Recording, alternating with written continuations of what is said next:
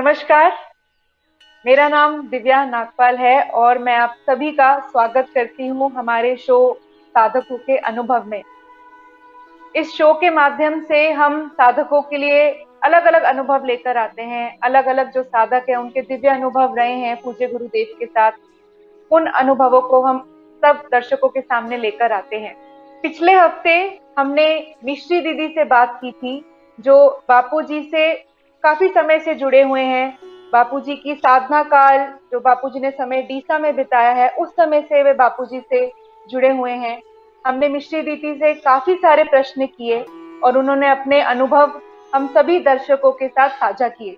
उन्होंने बताया कि किस तरह वे बापूजी से पहली बार मिली जब बापूजी उनके घर में भिक्षा लेने आए थे। किस तरह उन्होंने बताया बापूजी सत्संग करते थे, साधकों को ध्यान, गहरे ध्यान का आस्वाद करवाते थे, नर्मदा पर घूमने जाते थे। ऋषि दीदी ने अपने आध्यात्मिक अनुभव भी हम सभी को बताए। उन्होंने बताया किस तरह से एक बार वे ध्यान में बैठी थी तो इंद्र देवता आए और उन्हें स्वर्ग ले जाने की बात कही, और मिश्री दीदी ने इंद्र देवता को जवाब में कहा कि बापूजी ही उनका स्वर्ग है, बापूजी उनका सर्वस्व है, उन्होंने स्वर्ग में जाने से मना कर दिया। एक सुंदर अनुभव उन्होंने हमें बताया कि किस तरह एक बार वे ध्यान में बैठी थी और 33 करोड़ देवता आए थे उनके ध्यान में, और उन्होंने कहा कि उनका पुण्य इतना बढ़ गया है कि वे 33 करोड़ देवता मिश्री दीदी के दर्शन करने आए हैं। एक बार उनको ऐसा अनुभव हुआ उनके अनुष्ठान की पूर्णाहुति से पहले कि उन्हें हर जगह भगवान कृष्ण के दर्शन हो रहे थे। तो ऐसे अनेक अनुभव, सुंदर अनुभव, दिव्य अनुभव, अद्भुत अनुभव मिश्री दीदी ने हम सभी के साथ साझा किए। आज भी हम अपनी चर्चा मिश्री दीदी के साथ जारी रखने वाले हैं, उनसे और नए प्रश्न पूछने वाले हैं।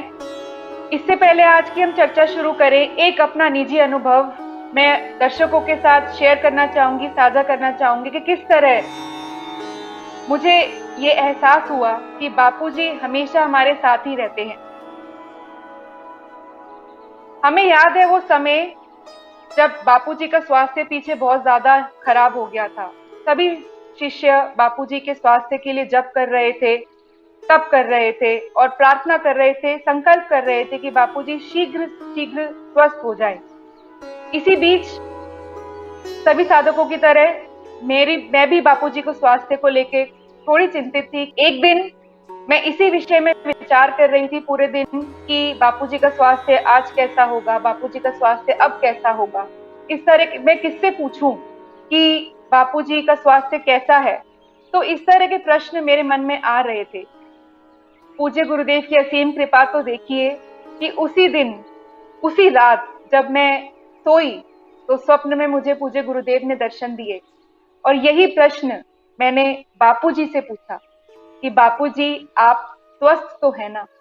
तो बापूजी ने मुझे इशारा करते हुए, इस तरह से हाथ दिखाते हुए, सांत्वना एक तरह से वो दे रहे थे, मुझे ऐसा अनुभव हुआ और उन्होंने कहा कि मैं ठीक हूँ।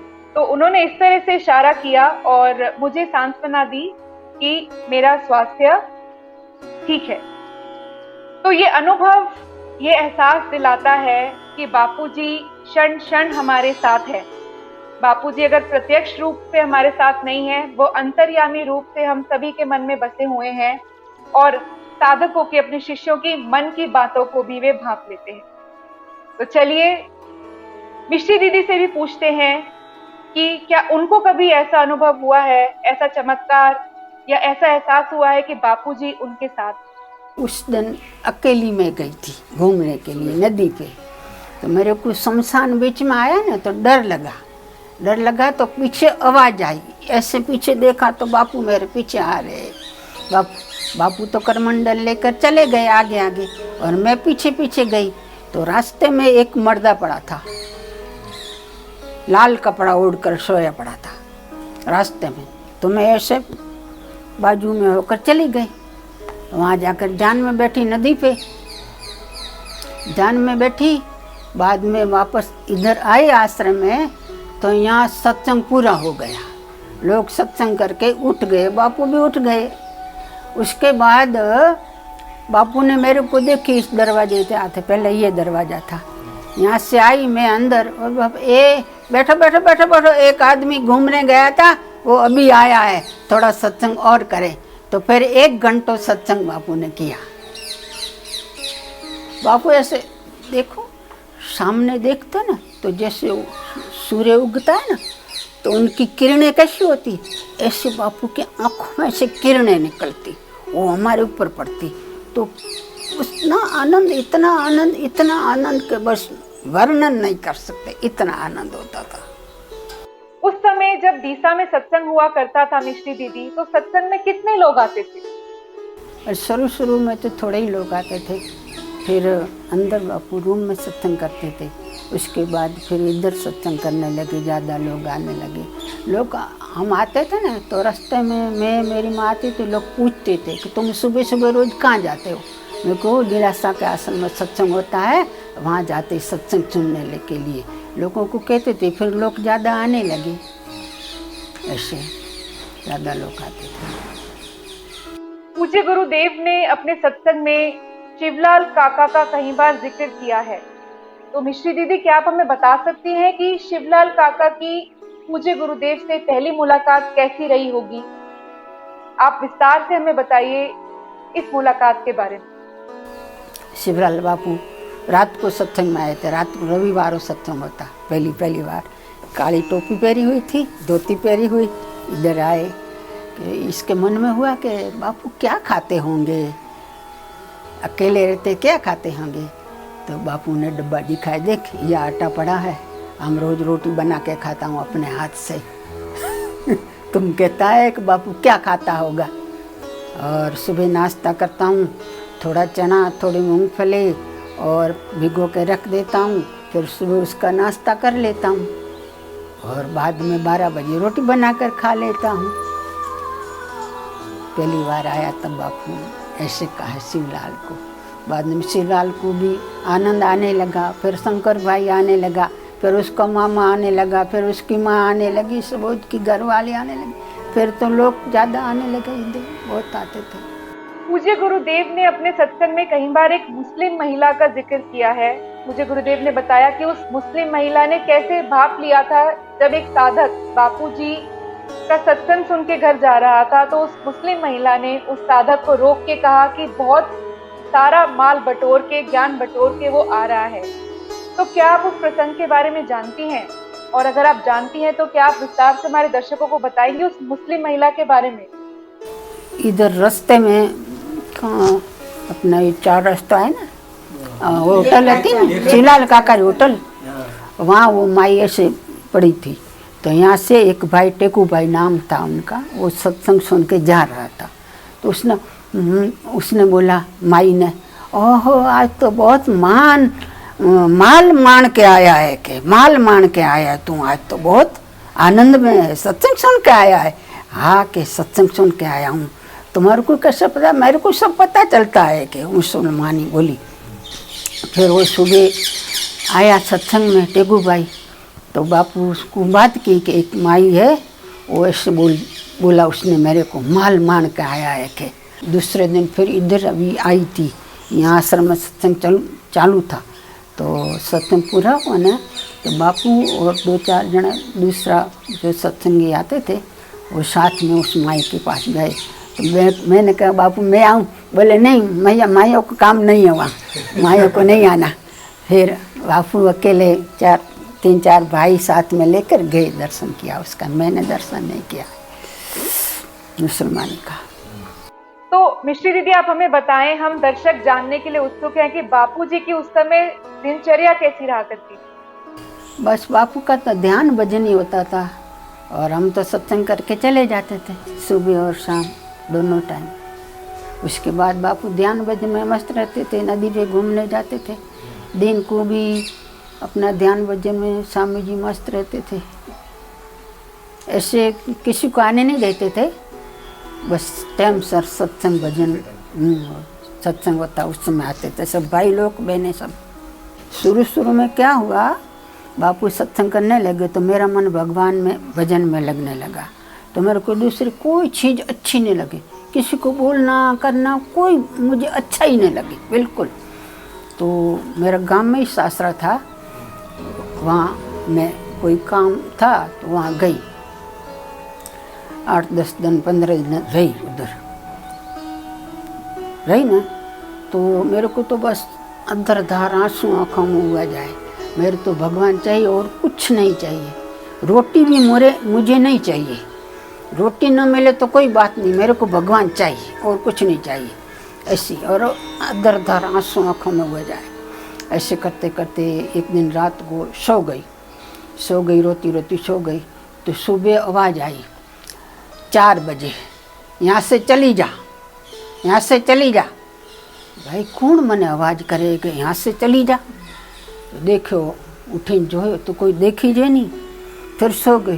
फिर आवाज़ आया यहाँ से चली जा, यहाँ से चली जा। भाई कौन कहना है। ऐसे ऐसे करके सुबह हुआ, उठी, नहाया धोया, अपना ध्यान भजन करके फिर मैं चाह तो बापू का दर्शन किया और छूट गई, पीती थी।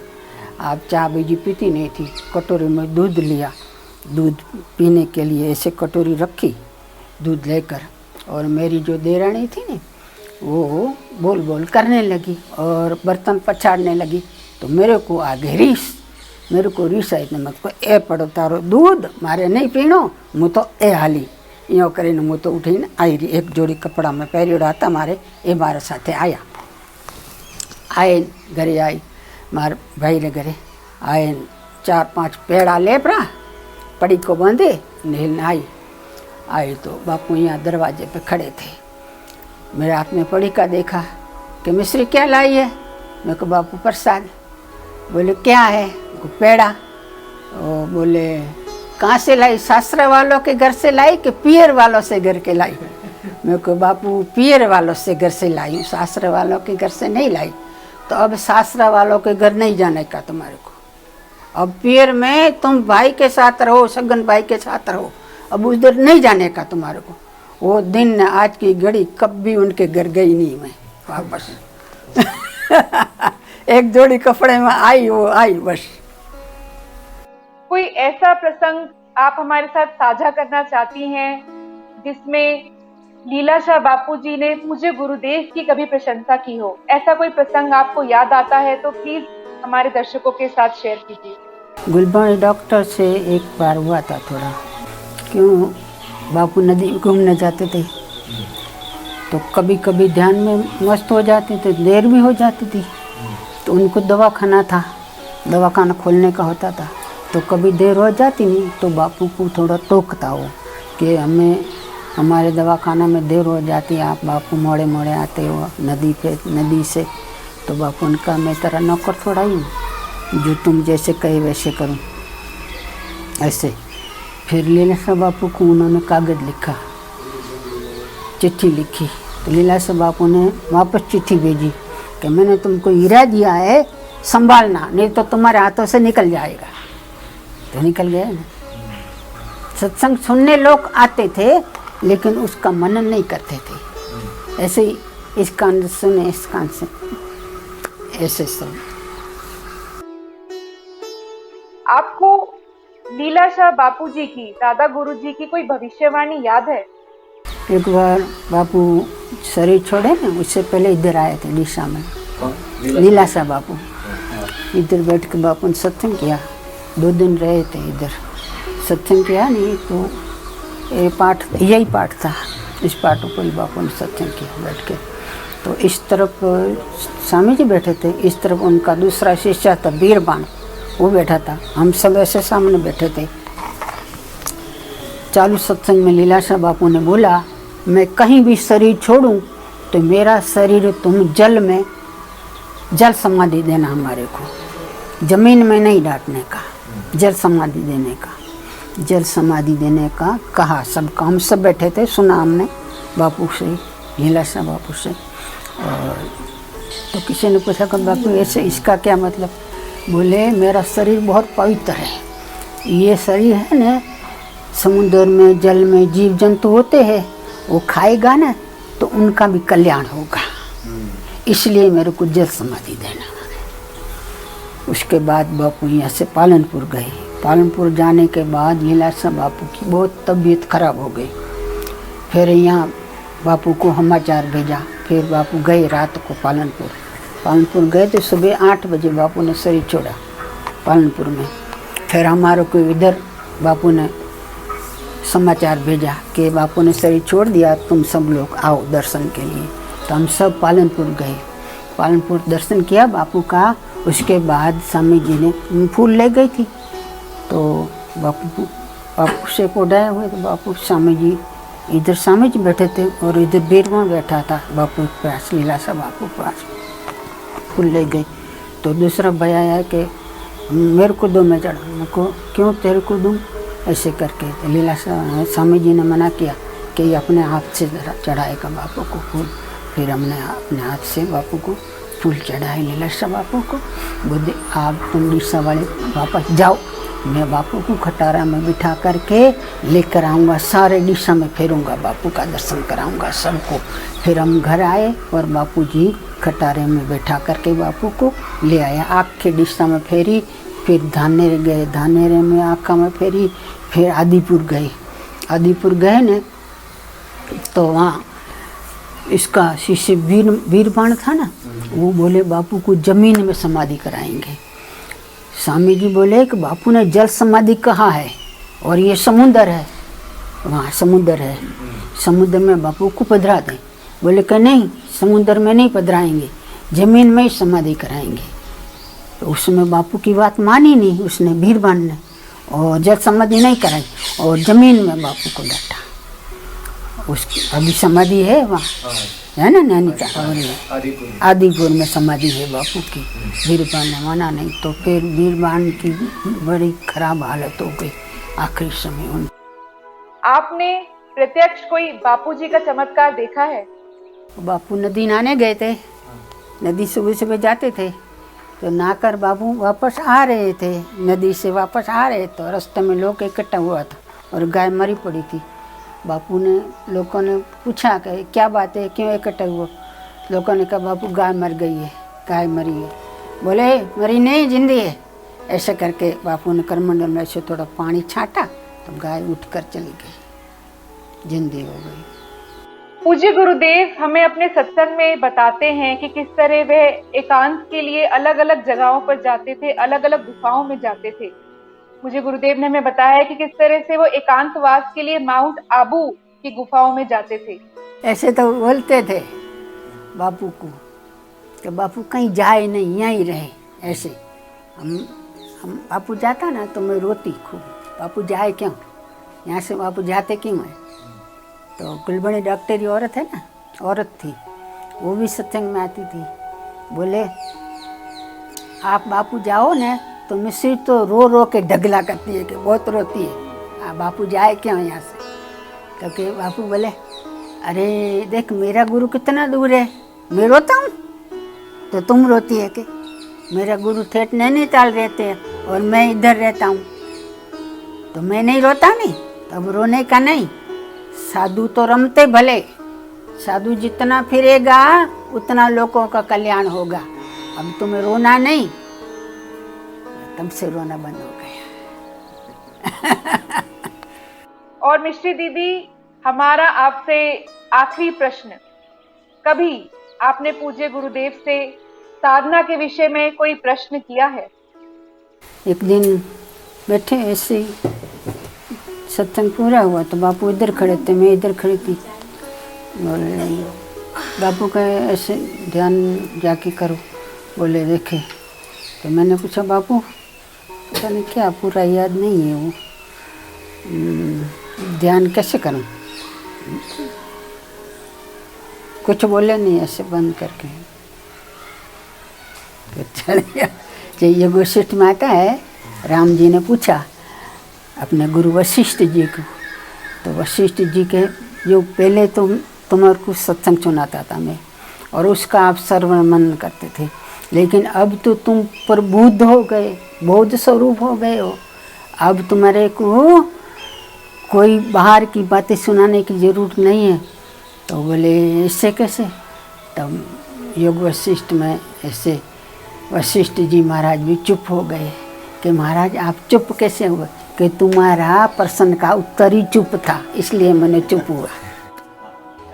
वही बापू ने मेरे को बताया, तेरे प्रश्न का उत्तर चुप था, बापू चुप हो गए, बस आंखें बंद कर दी। कैसे चुप हो जाओ बस।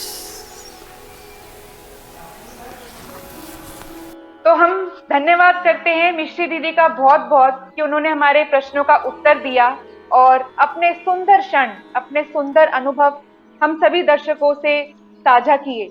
उन्होंने अपने यादगार पल जो उन्होंने बापूजी के सानिध्य में बिताए, ऐसे अद्भुत पल, ऐसे अद्भुत दिन जो उन्होंने बापूजी के साथ बिताए, वो उन्होंने हम सबके साथ शेयर किए, हम सब में बांटे। कहीं ना कहीं ये अनुभव जो हम सुनते हैं या जो अनुभव प्रत्यक्ष हमारे साथ होते हैं, ये अनुभव हमारे गुरुदेव के साथ जो प्रेम की, विश्वास की डोर है, उसे पक्के में पक्का कर देते हैं।